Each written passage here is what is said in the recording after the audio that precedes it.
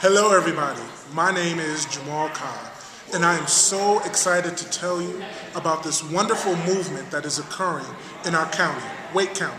The movement is entitled Youth Thrive, and Youth Thrive is a movement to get all of our young people in Wake County an opportunity to be involved in their own success. Youth Thrive is our way of saying young people are capable and willing of stepping up to the plate to do what is asked of them and to serve as leaders within our community.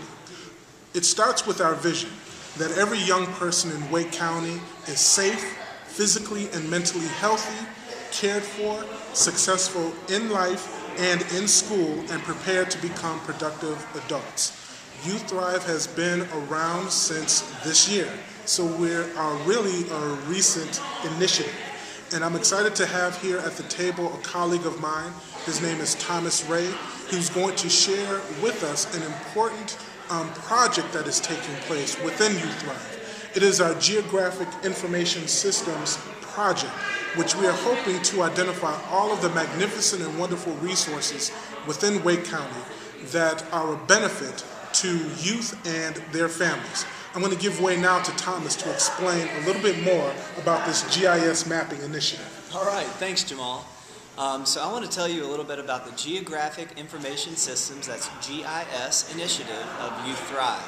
So the U.S. Department of Labor has identified nanotechnology, biotechnology, and GIS as the top three emerging fields, and so we have a great opportunity for young people to become engaged in a project where they're going to build marketable skills. The Youth Thrive is looking for teams of 2 youth and 1 adult from youth service providers here in Wake County. Teams will be assigned regions geographically where they will be charged to collect data on youth serving providers, organizations within that geographic region. And those providers can be doing everything from health and wellness to educational success to community engagement to, what was the fourth one, Jamal? Workforce readiness. To workforce readiness. And so even this project itself is a lot about workforce readiness. Absolutely. So young people, the 2 youth who are leaders in high school, we're looking for young people who have maybe had some leadership training or who have been involved in a leadership role in the past, who will be able to bring those skills and incorporate them directly into the work that we're going to be doing. But those 2 youth and 1 adult will come to a training either on February 11th at Cooperative Extension 4001 Carya Drive in Raleigh, zip code 27610, or at the same location on February 25th. It will be a training that begins at 10 o'clock and will conclude at 4 in the afternoon, so it's a 6-hour training. It's going to be intense on the technology and the step-by-step process for completing the project.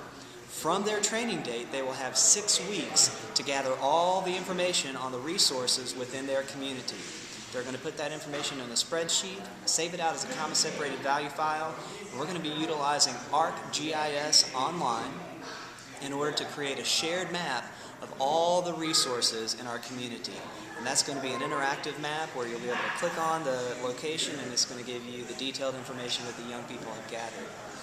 At the conclusion of that 6 weeks, young people will send in the spreadsheet, they'll upload their data, and we'll have the completed map, but also at the completion of that project, young people will receive a stipend in the amount of $200. Cha-ching! And in addition to that $200, back at the conclusion of training day, they'll receive $50. So there's $50 at the conclusion of training, whether that's on February 4th or on February 25th. You only sign up for one. And then they will receive the additional $200 at the completion of the project. Again, we're looking for youth leaders. Now, the leaders don't have to be the only ones engaged in the project. They can engage other young people within their community, within their organization to help collect the data. That data collection can be by telephone, by internet, by person-to-person visits, but we need complete and accurate data for all of those resources within the assigned geographic area. And we're really hoping that we'll have young people from the area that they're being assigned. So in order to kind of get this process started, first of all, obviously you have to see, do you qualify? Again, do you have 2 young people who are in high school, who are leaders, and one committed adult who will commit to work with them throughout the duration of this 6-week project, who will commit to come to that 6-hour training, who will commit to provide or at least organize the transportation they may need to go do the face-to-face visits and interviews with resources to make sure that all the data is complete and accurate, and who will commit to make sure that they have the technology that they need. They're going to need Microsoft Excel, and they're going to need to have internet access to be able to upload the information and email the information out to have that completed map. So we need those 2 committed youth who are leaders in high school, 1 committed adult who's going to be able to corral those resources to help them get this job done. And they're going to have to be willing to come to the training and get the project done within the 6-week period. So hopefully that gives you the information you need. And right underneath this video, you're going to see a link that will take you directly to the application. There's one application that each young person needs to complete. Okay. And there's one application that the adult sponsor needs to complete. Those need to be printed out, filled out, put together, and mailed in to the address that's provided on the application itself. So be sure you get that complete, and the deadline for that is what? January 27th, is that January correct? 27th is correct. And That that's a is the Friday. deadline. And it's not that far away. It is not that far away. So be sure you get that in.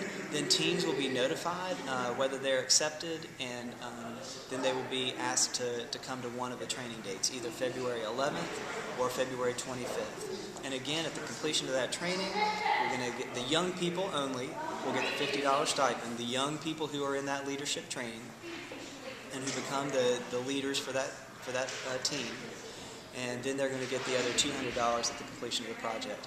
One other thing that's important to note is we will have technical assistance providers who will be assigned to each team. These will be college graduates who have some skills in technology and will be ready to help you kind of keep on task and to make sure that you don't have any technology issues as you're going through the project. So that's it for me. Jamal, do you have anything else? Absolutely. If you want to know more information about Wake County's movement entitled Youth Thrive, you can contact me directly on my office number, 919-463-5012. You can also reach me by email at that's Jamal, Carr, C-A-R-R, at UnitedWayTriangle, all one word, .org. So we look forward to receiving your applications, and I look forward to hearing from many of our community members and our community partners out there interested in Youth Thrive in this GIS mapping initiative. So long. One more thing. Also, underneath there with the forums are some frequently asked questions. So you may see some answers to the questions that we didn't get to in this video. Thanks. Thank so long. you. Have a good day.